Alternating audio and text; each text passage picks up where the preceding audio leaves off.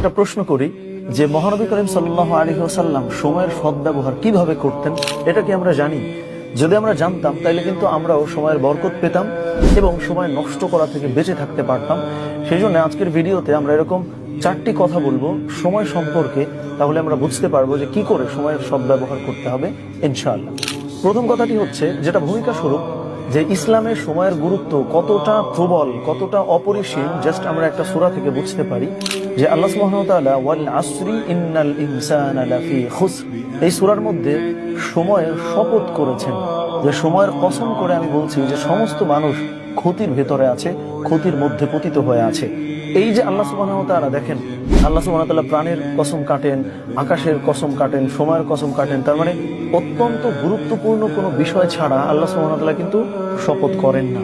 সুতরাং আল্লাহ সুবহানাহু ওয়া তাআলা কিন্তু এখানে সময়ের শপথ কেটেছেন।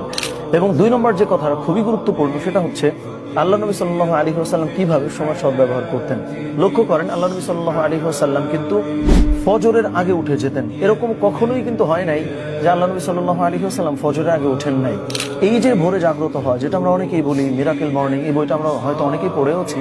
এই যে ভোরে ওঠার বরকত, প্রচুর কথা আমরা বলি, কিন্তু আল্লাহ নবী সাল্লাল্লাহু আলাইহি ওয়াসাল্লামের জীবনের দিকে জাস্ট আপনি লক্ষ্য করেন, একটা মানুষের সারাটা জীবন ভোরে টাইম মতো উঠছেন। এবং আল্লাহ নবী সাল্লাল্লাহু আলাইহি ওয়াসাল্লাম বলছেনও যে আল্লাহুম্মা বারিক লি উম্মতি ফি বুকুরিহা, যে হে আল্লাহ তুমি আমার উম্মতের সকাল বেলাটা বরকতপূর্ণ করো। সকালে ওঠার গুরুত্ব কতটা অপরিসীম। আমরা অনেকে হয়তো বিতর্ক করতে পারি যে সকালে না উঠলেও হয়, অন্য সময় তো কাজ করলে হয়, সবই ঠিক আছে, কিন্তু আল্লাহ নবী সাল্লাল্লাহু আলাইহি ওয়াসাল্লাম যেহেতু দোয়া করেছেন সকালে ওঠার মানুষের জন্য, যে মানুষগুলো সকালে উঠবে, দোয়াটা যেহেতু তাদের জন্য করা হয়েছে, সুতরাং আপনি যতই যুক্তি দেন না কেন, অ্যাটলিস্ট আল্লাহ নবী সাল্লাল্লাহু আলাইহি ওয়াসাল্লামের দোয়ার অন্তর্ভুক্ত হওয়ার জন্যও তো আপনাকে সকালে ওঠা জরুরি। এবং সকালে যদি আপনি উঠতে পারেন তাহলে সময়ের সদ্ব্যবহার করাটা অত্যন্ত সহজ হবে আপনার জন্য ইনশাআল্লাহ।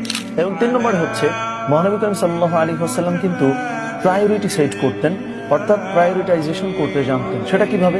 একবার একজন সাহাবী আল্লাহ নবী সাল্লাল্লাহু আলাইহি ওয়াসাল্লামের কাছে জিজ্ঞেস করলেন যে আল্লাহ সুবহানাহু ওয়া তাআলার কাছে কোন জিনিস সবচেয়ে উত্তম। তখন আল্লাহ নবী সাল্লাল্লাহু আলাইহি ওয়াসাল্লাম কিন্তু বলেছেন যে যথা সময়ে নামাজ আদায় করা। এখানে আমরা হয়তো শুধু দেখবো যে নামাজ আদায় করার কথা, কিন্তু দেখেন আল্লাহ নবী সাল্লাল্লাহু আলাইহি ওয়াসাল্লাম কিন্তু একটা কথা বলেছেন যে যথা সময়, তার মানে যেই কাজ যখন যেভাবে করতে হবে ওই কাজ তখন সেভাবে করাটাই কিন্তু আল্লাহ নবী সাল্লাল্লাহু আলাইহি ওয়াসাল্লাম প্রায়োরিটি দিয়েছেন। তার মানে আমরা যেটা আধুনিক ভাষায় বলি টাইম ব্লকিং, যে কখন কোন কাজ করতে হবে সেটা। এছাড়া আল্লাহ নবী সাল্লাল্লাহু আলাইহি ওয়াসাল্লামের জীবনে আমরা যদি দেখি, তিনি বাদ ফজর সাহাবীদেরকে নিয়ে বসেছেন, তিনি তার পরবর্তী সময় বাজারে গিয়েছেন, মানুষের খোঁজ খবর নিয়েছেন, মাঝখানে ব্রেক নিয়ে তিনি একটু রেস্ট করেছেন, তার আগে একদম ফজরের আগে ঘুম থেকে উঠে তিনি ফ্যামিলির সঙ্গে বসছেন। এই যে সমস্ত কিছু আল্লাহ নবী সাল্লাল্লাহু আলাইহি ওয়াসাল্লাম কখন কোন কাজটাকে প্রায়োরিটি দিতে হবে সেভাবে কিন্তু কাজটা করছেন।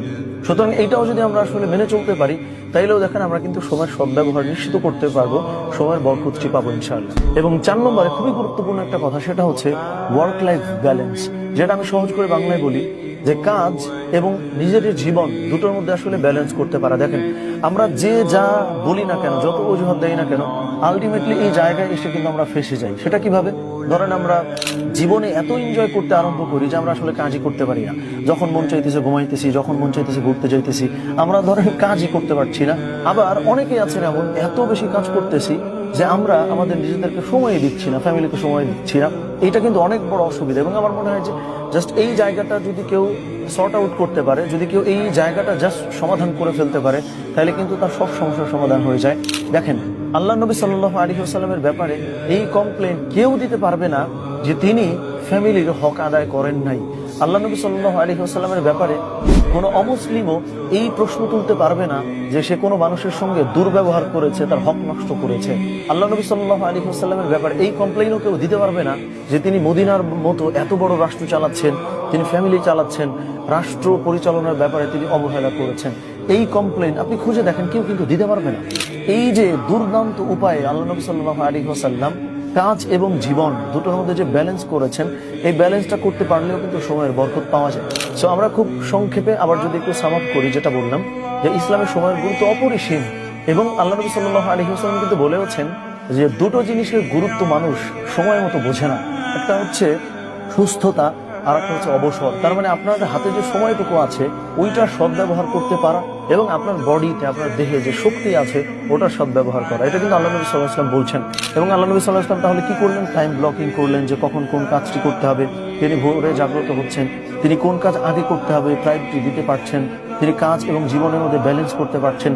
এই জিনিসগুলা যদি মেনে চলা যায়, আমরা অনেকেই বলি আমরা আল্লাহ নবী সাল্লাল্লাহু আলাইহি ওয়াসাল্লামের বিরুদ্ধে কোনো কথা বলে আমরা সহ্য করব না, আমরা ঝাঁপিয়ে পড়ব।